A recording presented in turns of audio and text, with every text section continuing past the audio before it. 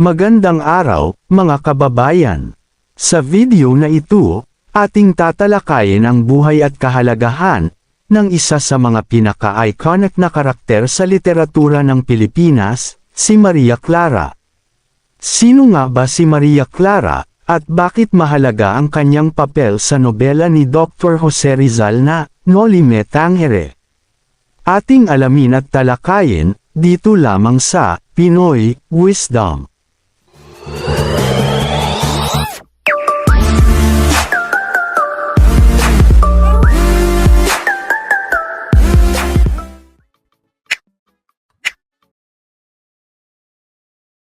Si Maria Clara de los Santos Alba ay ang pangunahing babaeng karakter sa Noli Me Tangere.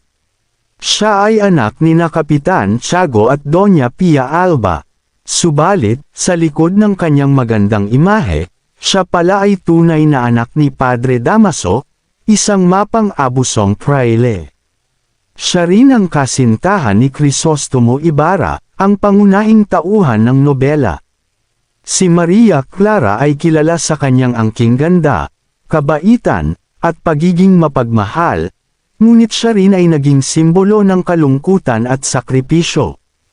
Lumaki siya sa kumbento at lumaki siyang may malalim na pananampalataya sa Diyos, at may mataas na pagpapahalaga sa kanyang pamilya at kasintahan.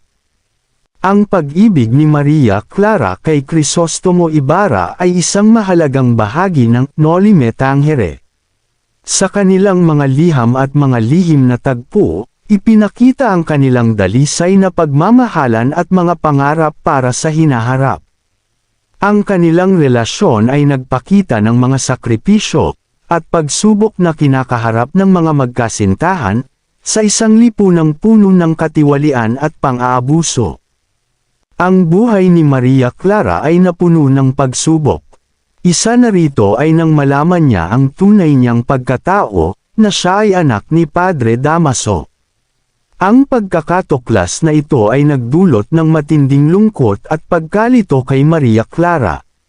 Dagdag pa rito, ang kanyang kasintahang si Ibarra ay napagbintangan ng pagtataksil, at sapilitang itinakhas mula sa bayan.